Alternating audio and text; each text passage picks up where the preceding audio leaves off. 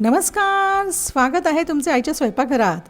मंडळी, आजचा आपला मेनू आहे चिंचगुळाची चटणी. ही बहुगुणी चटणी अनेक पदार्थात वापरली जाते. खास चाट पदार्थांमध्ये वापरली जाते, ज्यामुळे पदार्थाला एकदम अफलातून चव येते. मंडळी, आजचा हा आपला मेनू एक आपली सबस्क्रायबर अंजलीताई यांनी याची कृती विचारली होती. त्यांना खूप मनापासून धन्यवाद. त्यांच्यासाठी आणि तुम्हा सर्वांसाठी चला तर मग पाहूया ही चिंचगुळाची चटणी. आपण चिंच घेणार आहोत. ही साधारण 60 ग्रॅम चिंच आहे. त्यातली आपण सगळ्या बिया काढून घेतलेल्या आहेत. आणि आता आपण हा घेतलेला आहे खजूर. खजूरमधल्यासुद्धा सगळ्या बिया काढलेल्या आहेत आपण. आणि यात आपल्याला आता कोमट पाणी ओतायचं आहे. हे सगळं साधारण बुडेल इतकंच पाणी आपल्याला त्यात ओतायचं आहे आणि 15 मिनटं भिजत ठेवायचं आहे. बापा, 15 मिनटांनी हे आपल्याला आता मिक्सरच्या भांड्यातून वाटून घ्यायचं आहे.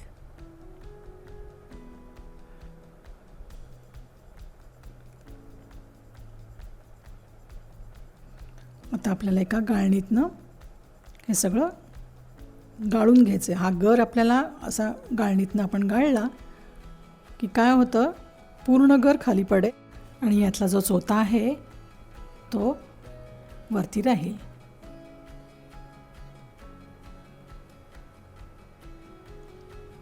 हे व्यवस्थित आपण गाळून घेऊया.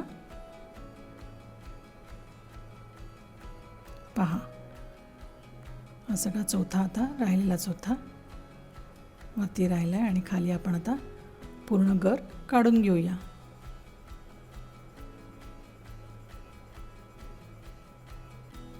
आता यामध्ये आपल्याला गूळ टाकायचा आहे.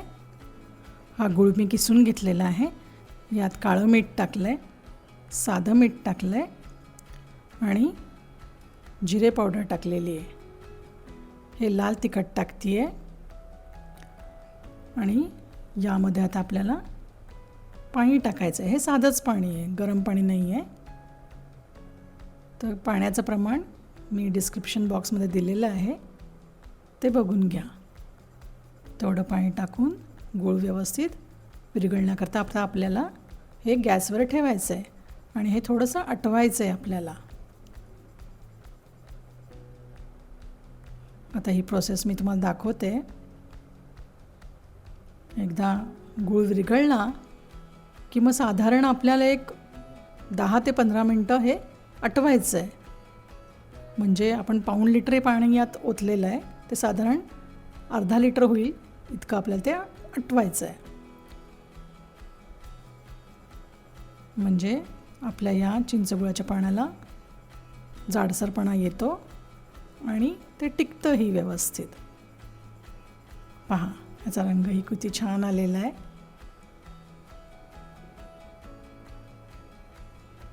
पहा, आपलं हे तयार झालेलं आहे. आता ह्याला पूर्ण गार करायचं आहे आणि आपण बरणीत भरून ठेवू शकतो. पहा, तुम्ही करून पहा अशी चिंचगुळाची चटणी. आणि कशी झाली ते मला नक्की कळवा.